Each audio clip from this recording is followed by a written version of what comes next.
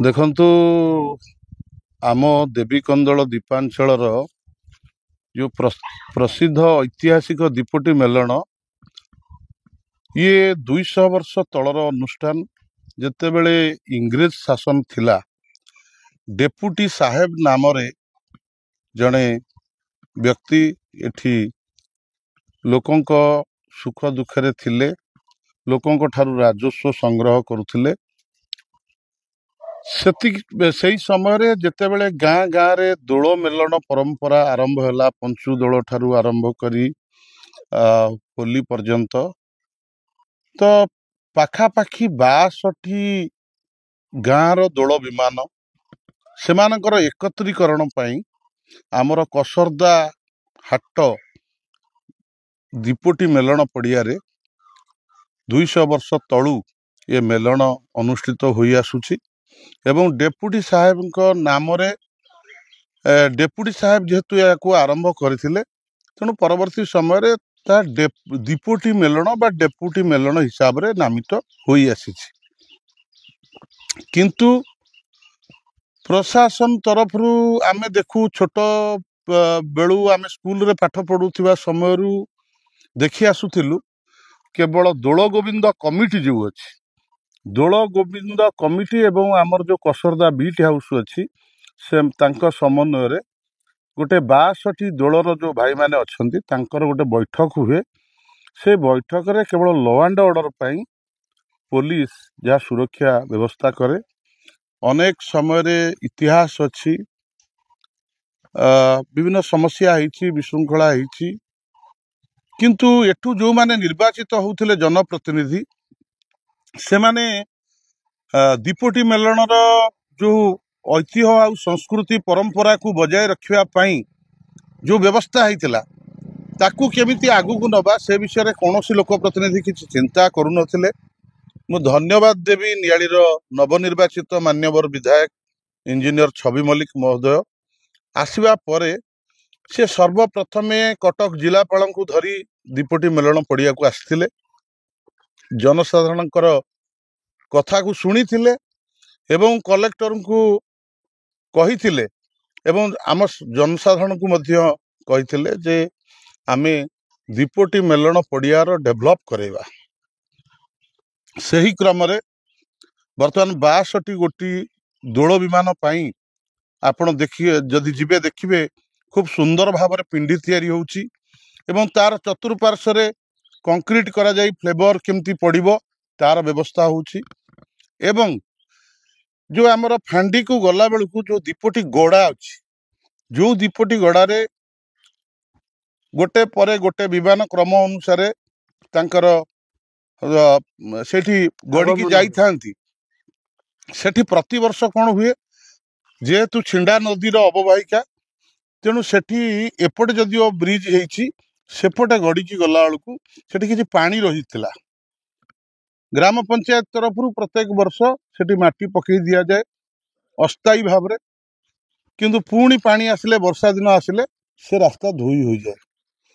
ସେଥିପାଇଁ ମାନ୍ୟବର ବିଧାୟକ ରାଜ୍ୟ ସରକାରଙ୍କୁ ପ୍ରସ୍ତାବ ଦେଇଥିଲେ ଏବଂ ଆପଣ ଦେଖିଥିବେ ସେଠି ହୋମ୍ ପାଇପ୍ ପଡ଼ି ଗୋଟେ 65 ଲକ୍ଷ ଟଙ୍କା ଏଷ୍ଟିମେଟରେ ଟେଣ୍ଡର ହେଇକିରି କାମ ହେଉଛି।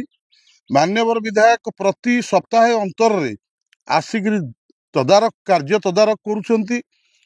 ଯେଉଁମାନେ ବୈଷୟିକ ପରାମର୍ଶଦାତା ଅଛନ୍ତି, ସେ ଜେଇ ହୁଅନ୍ତୁ, SDO ହୁଅନ୍ତୁ, ଏକ୍ଜିକ୍ୟୁଟିଭ ଇଞ୍ଜିନିୟର ହୁଅନ୍ତୁ, ତାଙ୍କୁ ସଠିକ ପରାମର୍ଶ ଦେଉଛନ୍ତି, କଣ୍ଟ୍ରାକ୍ଟର ସହିତ କଥା ହେଉଛନ୍ତି।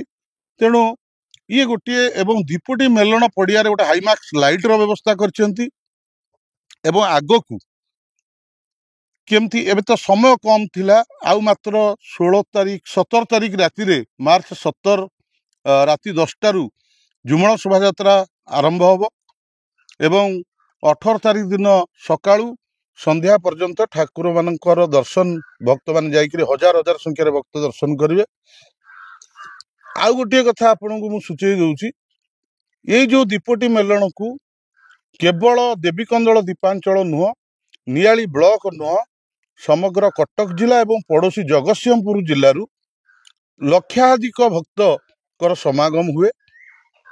କିନ୍ତୁ ଆମର ବିଳାଶୁଣୀ ନିଆଳି ପଟରୁ ଗୋଟେ ସମସ୍ୟା ଦୀର୍ଘ ବର୍ଷ ଧରି ଥିଲା। ଯୋଉ କୁଣ୍ଡିମୁହାଁ ବ୍ରିଜର ଆପ୍ରୋଚ ରୋଡଟା ହେଇପାରୁନଥିଲା, ମାନେ ଲୋକଙ୍କର ସେଥିପାଇଁ ଜୀବନ ଯାଇଛି, ଅନେକ ଗାଡି ଆକ୍ସିଡେଣ୍ଟ ହେଇଛି। ବିଧାୟକ ସେଇଟା ପ୍ରତିଶ୍ରୁତି ଦେଇଥିଲେ ଲୋକଙ୍କୁ ସମାଧାନ କରିବା ପାଇଁ ଏବଂ ତାହା ସମାଧାନ କରିଛନ୍ତି। ସେ ନିଜେ ଗ୍ରାମବାସୀଙ୍କ ସହିତ କଥା ହେଇକିରି ରାସ୍ତା ଛାଡ଼ିବାର ବ୍ୟବସ୍ଥା କରିଛନ୍ତି। ତେଣୁ ଆଜି ଆପଣମାନେ ଦେଖିବେ ବ୍ରିଜର କାମ ଏବଂ ଆପ୍ରୋଚ ରୋଡର କାମ ଖୁବ୍ ଦ୍ରୁତ ଗତିରେ ଚାଲିଛି। ଆସନ୍ତା ବର୍ଷ ବେଳକୁ ଏଇ ଦୀପଟି ମେଲଣ ନିଶ୍ଚିନ୍ତ ଆହୁରି ଅଧିକା ଆଗକୁ ଯିବ ଏବଂ ଅଞ୍ଚଳବାସୀ ସମସ୍ତେ ବହୁତ ଖୁସି ଅଛନ୍ତି ଯେ ଯାହା ହଉ ଏଇଠି ବିଧାୟକ ଥିଲେ ଦୀର୍ଘ 15 ବର୍ଷ କାଳ, ତାଙ୍କ ଘର ପାଖରେ ଦୀପଟି ମେଲଣ ପଡ଼ିଆ, କିନ୍ତୁ ସେ ଏ ସମ୍ପର୍କରେ କେବେ କିଛି ପଦକ୍ଷେପ ନେଇନଥିଲେ। ଏବଂ ଆମେ ଯାଇଥିଲୁ ଗୋଟେ ଦୀପଟି ମହୋତ୍ସବ କରିବା ପାଇଁ। ଆମେ ସ୍ଥାନୀୟ ଲୋକ ଆର୍ଥିକ ବ୍ୟବସ୍ଥା କରି ଦୀପଟି ମହୋତ୍ସବ କରିବାର ପ୍ରସ୍ତାବ ଦେଇଥିଲୁ, କିନ୍ତୁ ସିଏ କହିଥିଲେ ନିଆଳି ମହୋତ୍ସବ ହେଉଛି, ଏ ମହୋତ୍ସବ ଆଉ ହେଇପାରିବ ନାହିଁ। ତେଣୁ ଆମେ ସମସ୍ତେ ମନ କଷ୍ଟରେ ଆସିଥିଲୁ। ଆମେ ମାନ୍ୟବର ବିଧାୟକଙ୍କ ପାଖରେ ପରବର୍ତ୍ତୀ ସମୟରେ ଅପେକ୍ଷା ରଖିବୁ ଯେ ଦୀପଟି ମହୋତ୍ସବ ମଧ୍ୟ ହଉ। 3 ରାତି ଆମର ଆଗରୁ ଏଠି ମାସ ମାସ ଧରି ଅପେରା ପଡୁଥିଲା। ଲୋକ ଆସୁଥିଲେ ବାଦାମ ବିକ୍ରି କରିକିରି, ଲୋକଙ୍କର ଚିନା ବାଦାମ ହଉଥିଲା, ବିରି କୋଳଥ ହଉଥିଲା, ଆଉ ବିକ୍ରି କରି ଲୋକ ଚାହୁଁଥିଲେ ଦୀପଟି ମେଲଣରେ ଗୋଟେ ପର୍ବ, ବନ୍ଧୁବାନ୍ଧବ ଆସୁଥିଲେ, ଯାତ୍ରା ଦେଖୁଥିଲେ, ଅପେରା ଦେଖୁଥିଲେ, ତାର ମଜା ନେଉଥିଲେ। କିନ୍ତୁ କିଛି ଦୁର୍ଘଟଣା ପାଇଁ ଜିଲ୍ଲାପାଳ ପରମିଶନ ଦଉନଥିଲେ, ତେଣୁକରି ଅପେରା ପଡି ପାରୁନଥିଲା। ଏବେ ପୁଣି ସେ ସବୁ ଚାଲିଲାଣି ଏବଂ ଆମର ସ୍ଥାନୀୟ କଳାକାରମାନେ ଗତ ଥର ମଧ୍ୟ କରିଥିଲେ ଡ୍ରାମା 3 ରାତି। ଏ ବର୍ଷ ମଧ୍ୟ ଡ୍ରାମା ପ୍ରତିଯୋଗିତା ଗତ ବର୍ଷ ହେଇଥିଲା, ଏ ବର୍ଷ ମଧ୍ୟ ଡ୍ରାମା ପ୍ରତିଯୋଗିତା ପାଇଁ ବ୍ୟବସ୍ଥା ହେଇଛି। ତେଣୁ ଆକୁ ପରବର୍ତ୍ତୀ ସମୟରେ କେମିତି ଗୋଟେ ମହୋତ୍ସବରେ ପରିଣତ ହବ ତା ପାଇଁ ନିଶ୍ଚିନ୍ତ ମାନ୍ୟବର ବିଧାୟକ ଆମକୁ ସହଯୋଗ କରିବେ। ତ ଭାବୁଛନ୍ତି କି ଯୋଉ ପରିବର୍ତ୍ତନ ହେଲା, ପରିବର୍ତ୍ତନ ସୁଅ ଯୋଉଟା ଛୁଟିଲା, ପ୍ରମୋଦ କୁମାର ମଲ୍ଲିକ ହାରିଗଲା ପରେ ଛବି ମଲ୍ଲିକ ଆସିଲେ, ଲୋକ ଯୋଉ ଆଶା ନେଇକି ଛବି ମଲ୍ଲିକକୁ କରିଛନ୍ତି, ବିଧାୟକ କରିଛନ୍ତି ନିଆଳିର, ଭୁଲ କରିଛନ୍ତି ନା ଠିକ କରିଛନ୍ତି? ଦେଖନ୍ତୁ, ଲୋକ ତ ଜନତା ଜନାର୍ଦ୍ଦନ, ତାଙ୍କ ନିଷ୍ପତ୍ତି ସବୁବେଳ ପାଇଁ ଶିରୋଧାର୍ଯ୍ୟ। ତେଣୁ ନିଆଳିର ଜନତା ପରିବର୍ତ୍ତନ ଲକ୍ଷ୍ୟରେ ଛବି ଭାଇଙ୍କୁ ବିଜୟର ଟୀକା ପିନ୍ଧାଇଛନ୍ତି ଏବଂ ସମସ୍ତେ ନୂଆ ଜଣେ ବିଧାୟକ ହେଲା ପରେ କିଛି ଦିନ ଟିକେ ସମୟ ଲାଗିବ ପ୍ରଶାସନ ସହିତ, ପୁଣି ଦଳୀୟ ସଂଗଠନ, ଅଞ୍ଚଳବାସୀ ସମସ୍ତଙ୍କୁ ନେଇକିରି କାମ କରିବା ପାଇଁ ସିଏ ତାଙ୍କ ମାନସିକତା ରହିଛି ଏବଂ ସେଥିରେ କିଛିଟା ସମସ୍ୟା ଆସୁଛି, ତାକୁ ସିଏ ପ୍ରାୟ ସମସ୍ତ କଥା ବୁଝି ସାରିଲେଣି ଏବଂ ଆଗାମୀ ଦିନରେ ନିଶ୍ଚିତ ଭାବରେ ଜନସାଧାରଣ ଯୋଉ ଉଦ୍ଦେଶ୍ୟରେ ଦେଇଥିଲେ ଭୋଟ, ସେ ଭରସା ଆଉ ଯୋଉ ଆଶା ରଖିଥିଲେ ତା ନିଶ୍ଚିନ୍ତ ସାକାର ହବ। ବିଧାୟକ କାହାକୁ ଅଣଦେଖା କରିବେ ନାହିଁ ଏବଂ ଅଞ୍ଚଳର ବିକାଶ ପାଇଁ, ପ୍ରାଚୀ ନଦୀର ବିକାଶ ପାଇଁ, ମଠ ମନ୍ଦିର ସଂସ୍କୃତିର ବିକାଶ ପାଇଁ, ଜଗନ୍ନାଥ ସଂସ୍କୃତିର ବିକାଶ ପାଇଁ ସମସ୍ତ କଥା ତାଙ୍କ ମୁଣ୍ଡରେ ଅଛି ଏବଂ ସେ କରିବାକୁ ଚାହୁଁଛନ୍ତି। ଆପଣ ଦେଖିବେ ମାର୍ଚ୍ଚ ମାସର ଶେଷ ସପ୍ତାହରେ ଆମର ବାରଙ୍ଗ ବ୍ଲକ ଅନ୍ତର୍ଗତ କୁରାଙ୍ଗ ଶାସନରେ 5 ଦିନ ଧରି ଗୋଟେ ଜଗନ୍ନାଥ ମହୋତ୍ସବ ହଉଛି। ଜଗନ୍ନାଥ ସଂସ୍କୃତିର ପ୍ରଚାର ପ୍ରସାର ପାଇଁ ମହାପ୍ରଭୁ ଶ୍ରୀ ଜଗନ୍ନାଥଙ୍କର 32 ବେଶ, ସାଧୁ ସନ୍ଥଙ୍କର କାର୍ଯ୍ୟକ୍ରମ, ସେଥିରେ ମାନ୍ୟବର ବିଧାୟକ ସେ କମିଟିରେ ସଭାପତି ଭାବରେ ଦାୟିତ୍ୱ ଗ୍ରହଣ କରିଛନ୍ତି।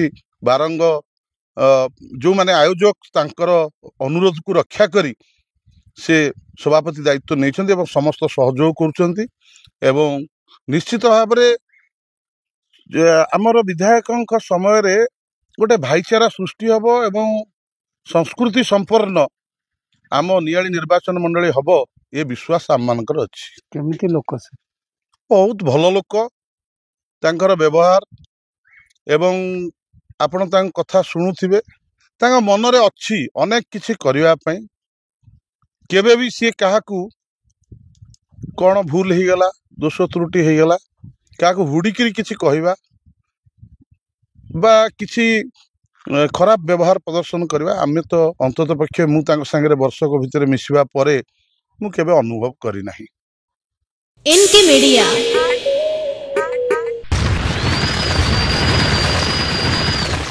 N K media like share and subscribe.